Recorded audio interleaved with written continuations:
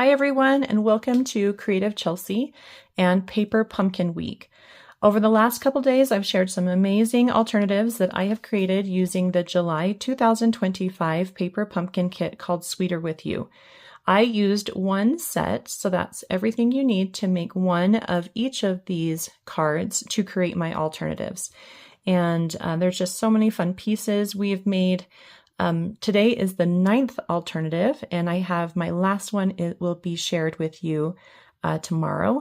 And so there's a total of 10 that I created out of 4 cards. So just a really fun kit. This is the alternative we're going to be making today. I've got some fun techniques to share with you, and we're mainly just using up scraps. So this patchwork kind of layout is perfect for scraps. You can pull any shapes, any sizes, mix and match, and then just add a really simple greeting along with this fun ribbon technique that I'm going to share with you today, and then add some simple die cuts. So let's go ahead and get started. I should mention before we begin that if you're interested in seeing any of my other alternatives, you can click on the playlist up here in the top right corner. So for my leftover pieces, I have this green strip. It is 1 1/4 inches by 5 1/4 inches. I also have this strawberries piece, which is a 3 by 3 square.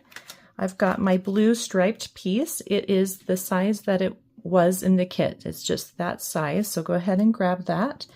And then I'm also going to be using some Poppy Parade strips. I've got one that is 5/8 of an inch, and that's the size we're going to be using for the ribbon. This other piece is really just a filler so that we don't see any white peeking through that 5/8 of an inch gap. We're not really sure what size the gap will be, so it's just there to help us with that. And then I have a basic white piece. This is going to be for my punching of my circle as well as my die cuts. And then you've got your card base. So my green piece has this score line that it's about 1/4 of an inch from the right side. I'm going to use that as a guide, and I'm going to add my pieces over that little 1/4 of an inch side. So I'm hiding the score line by making it kind of the edge right there. So this blue piece goes at the top, and then my strawberry piece goes at the bottom. Okay, and then this piece goes kind of in between. So I'm going to stick it, well, maybe I should have done it first. It's kind of hard because you don't really know where to put it, but it's going to go right here. I'm going to move the blue piece. Boop, and then put that one there. Okay, so we really need to make sure that they all line up and match along that score line. So let's just do that really quick. Make sure that's going the right direction. Maybe use a little more adhesive for this one.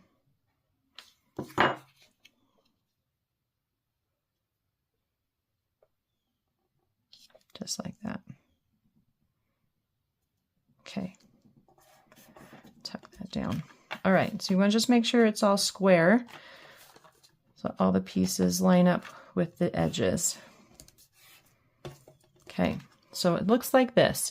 We're going to want to cut this down to be 4 inches by 5 1/4 inches. And I think we already have the height. Let me double check. Yeah, 5 1/4. So we need to trim this now to 4 inches. And so I'm going to trim it on the right side, and that's going to help me cut off the Poppy Parade piece. That's a little bit big. Okay, so now I've got that trimmed. And we can add it directly to our card base. This is just thick, basic white cardstock, and I've scored it in half. And then with a little adhesive on the back of all the pieces, we can add this to the middle. So I don't know if how I did all that makes sense to you, but it's how I did it, and I thought it worked well, especially with that score line that was on the garden green piece. Okay, So this is what we're going to look at, what it looks like right now. So next, let's do our ribbon technique. And what I'm going to do is take the, this is a 5/8 of an inch strip, and we're going to use it to create a 3-dimensional ribbon. I'm going to cut 2 pieces that are about 3/4 of an inch off of the width, and they're going to be my end pieces. And then this finished piece is, let's see, it's about 2 3/4 inches, which is fine. Really can be any size. So 2 3/4 here, and then I have 2 pieces that are 3/4 of an inch. We're going to create a fishtail on each of these on just one side. So cut in about 1/8 of an inch and do a little fishtail here. So we got a little tiny banner. Repeat on the other 3/4 of an inch. And these get adhered to the ends right here. So we just need it. I'm going to try this other one. I think it might be a little more shallow. Yeah. So that's just going to go right over that gap, straight onto our card base. Just like that.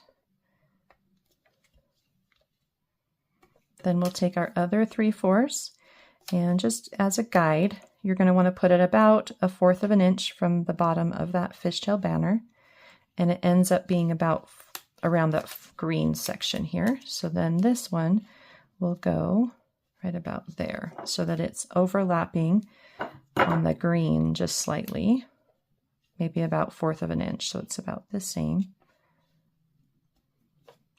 And it should just be right in the middle. Okay.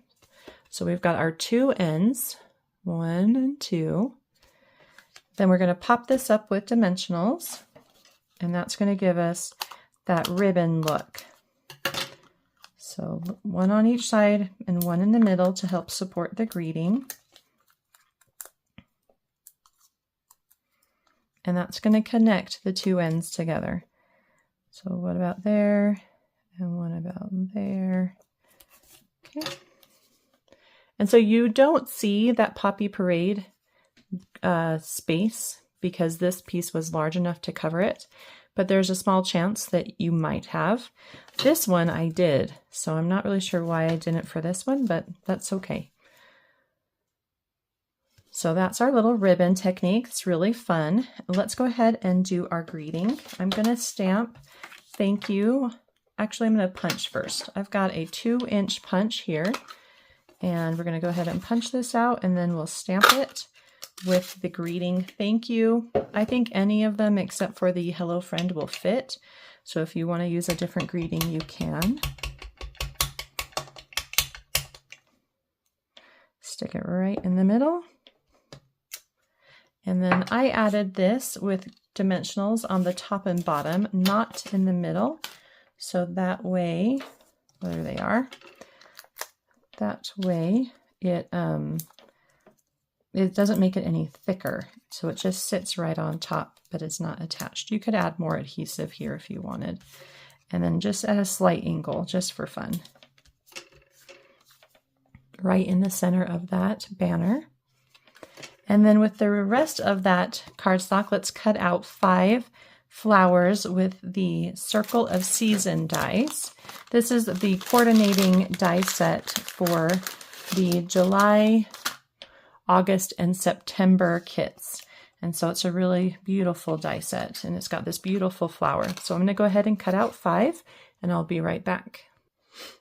So once you've cut those out, you're going to take a yellow marker. I'm going to use my Daffodil Blends in dark with the fine tip and just circle around the middle. And it doesn't need to be perfect. And this is just going to give it that cute little yellow center that coordinates so nicely with the flowers in the pattern paper that we used. And I love the detail from the dies. It's a really cute little flower die. Then pop on some glue dots to the back. All of them are just stuck with glue dots. And then once you've got those on, I'm going to show you a fun little quick way to give these flowers a little more dimension so they're not just flat on your card.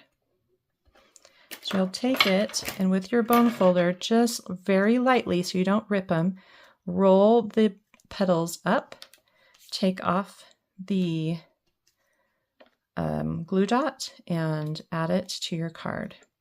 And I think just adding that little bit of 3-dimension to the flowers really make them stand out even more. Oh, I took this one off before I rolled it. That's okay.